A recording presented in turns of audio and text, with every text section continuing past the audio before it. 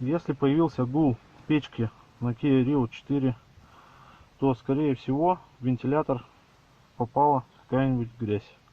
У меня это произошло после замены салонного фильтра.